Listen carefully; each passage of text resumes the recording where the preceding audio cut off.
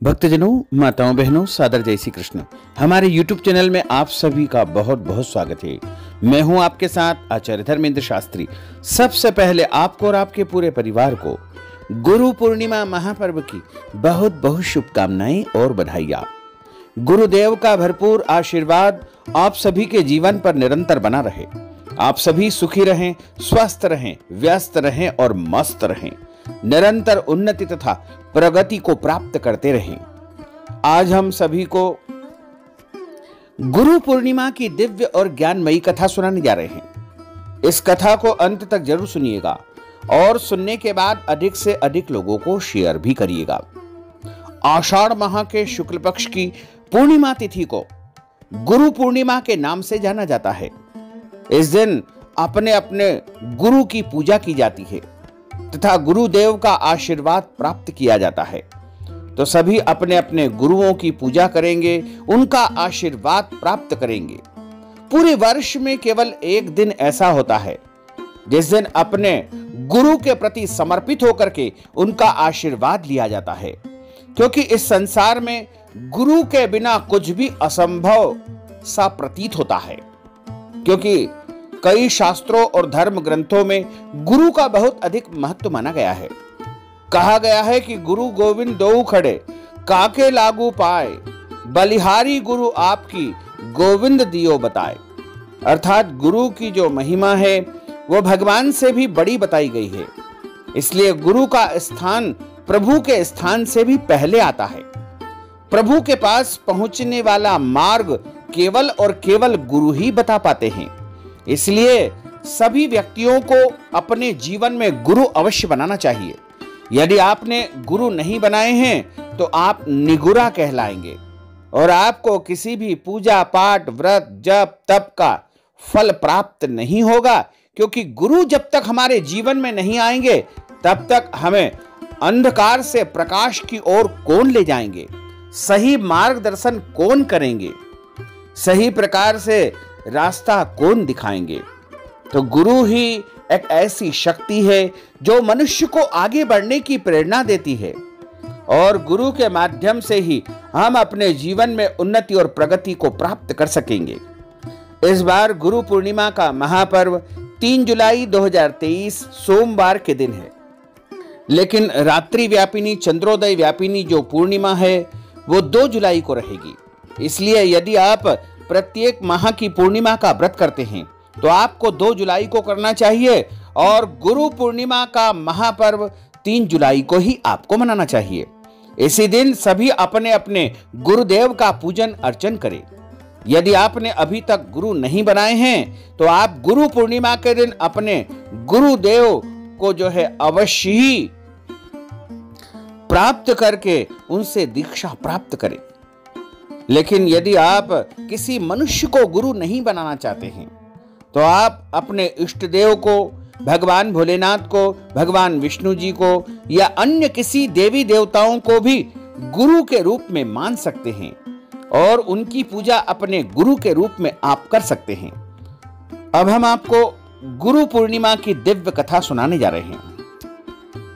गुरुर् ब्रह्मा गुरुर्विष्णु गुरुर्देवो महेश्वरा, गुरुः साक्षात् परब्रह्म तस्मै श्री गुरुवे नमः। श्री अखंड मंडलाकारं व्याप्तं येन चराचरं तत्पदं दर्शितं येन तस्मै श्री गुरुवे नमः। वसुदेव सुतं देवं कंसचाणूरमर्दनं देवकी परमानंदं कृष्णं वंदे जगद्गुरुं। बोलिए सद्गुरुदेव भगवान की जय।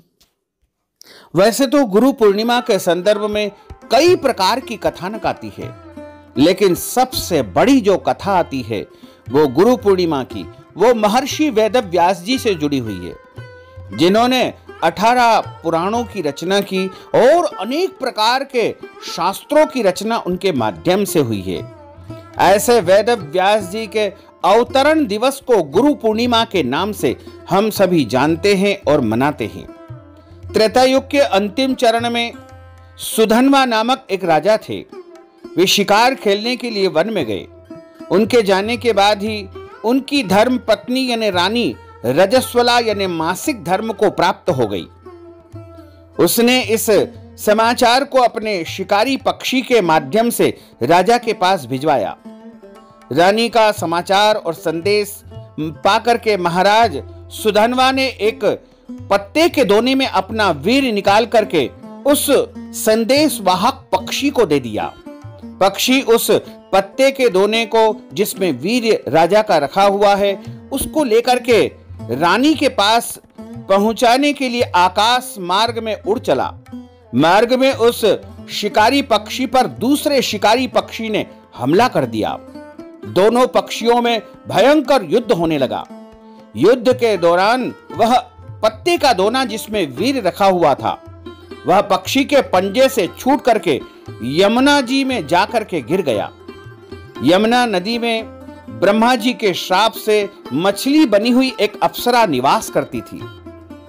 मछली रूपी अप्सरा दोने में बहते हुए वीर को अपने मुंह के माध्यम से निगल गई तथा उसके प्रभाव से वह गर्भवती हो गई। एक निषाद ने गर्भ पूर्ण होने पर उस मछली को अपने जाल में फंसा लिया। निषाद ने जब मछली का पेट चीरा तो उसके पेट से एक बालक तथा एक बालिका का जन्म हुआ।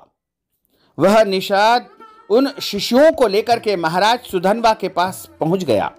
महाराज सुधनवा के पुत्र न होने के कारण उन्होंने बालक को अपने पास रख लिया जिसका नाम मत्स्यराज हुआ।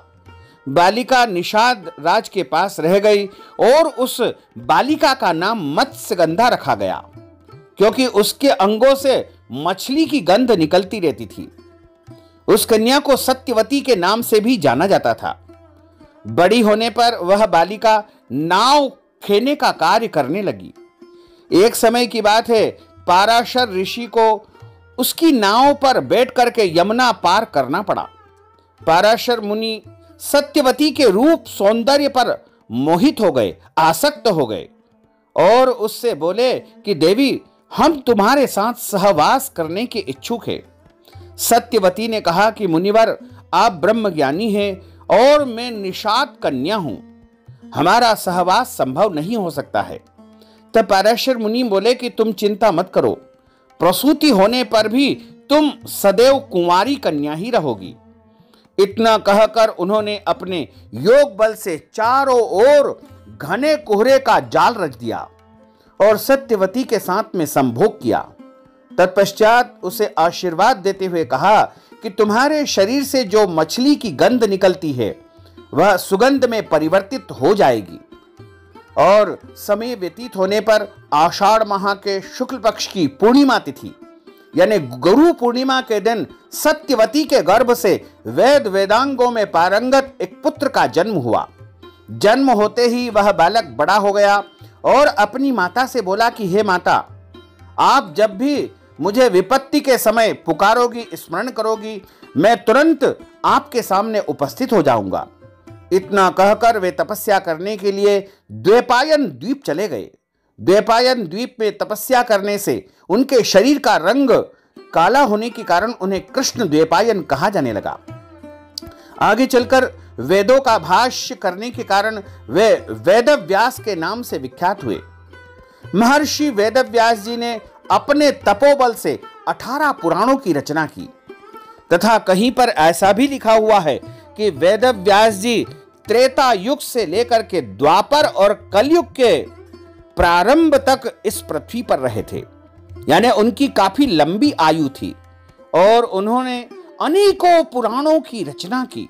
शास्त्रों का उन्होंने जो है विशेष रूप से अध्ययन किया, अध्यापन किया और इस संसार में, इस ब्रह्मांड में जो भी सनातन ग्रंथ है वो समस्त ग्रंथ आज भी वेदव्यास जी के द्वारा परिभाषित किए गए हैं और सरल शब्दों में उन्होंने इस प्रकार की जो है रचना की है जिन्हें आज हम सभी पढ़ पाते हैं, सरलता से समझ पाते हैं। महर्षि वेदव्यास जी के विषय में ऐसा कहा जाता है कि भगवान विष्णु के साक्षात अवतार थे और सनातन धर्म का प्रचार प्रसार करने के लिए ही महर्षि वेदव्यास जी का इस पृथ्वी पर अवतरण हुआ था। और उन्होंने ही सभी पुराणों की रचना की, वेदों के भाष्य को लिखा और शास्त्र का प्रचार प्रसार करके आम जन में इन ग्रंथों को सरलता और सहजता पूर्वक पहुंचाया था। उन्हीं के स्मरण में, उन्हीं की याद में आज हम सभी गुरु पूर्णिमा का महापर्व मनाते हैं और इस दिन महर्षि वेदव्यास जी का पूजन अवश्य करना चाहिए, क्योंकि उनके ही कारण आज हमको इतने अद्भुत और अलौकिक ग्रंथ और कथानक प्राप्त होते रहे हैं। बोलिए महर्षि वेदव्यास भगवान की जय, सद्गुरुदेव भगवान की जय।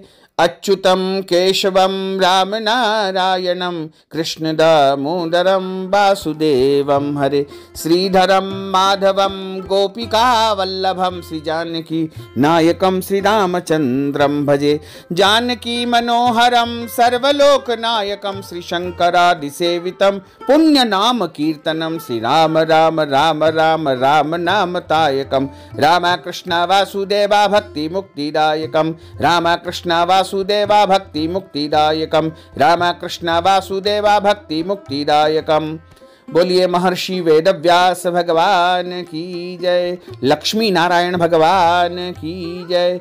भक्तजनों, माताओं बहनों, यदि आप गुरु पूर्णिमा के निमित्त दान दक्षिणा प्रदान करना चाहते हैं, वस्त्रदान, अन्नदान, गोदान या ब्राह्मण भोजन करवाना चाहते हैं, या फिर गुरु जी के निमित्त, गुरु पूर्णिमा के निमित्त आप कुछ भी दान पुण्य यदि आप करना चाहते हैं, तो आप हमारे गूगल पे, फोन पे, पेटीएम नंबर या अकाउंट नंबर के माध्यम से नगद राशि पहुंचा करके गुरु पूर्णिमा महापर्व का संपूर्ण पुण्य लाभ प्राप्त कर सकते हैं। साथ ही आपसे अनुरोध है कि हमारे इस ज्ञानवर्धक वीडियो को अधिक से अधिक लोगों को शेयर करिएगा, लाइक करिएगा, कमेंट करिएगा, और यदि अभी तक आपने सब्सक्राइब नहीं किया है तो अभी और इसी समय सब्सक्राइब अवश्य कर लीजिए। आपको और आपके पूरे परिवार को सादर जय श्री कृष्ण, सादर धन्यवाद।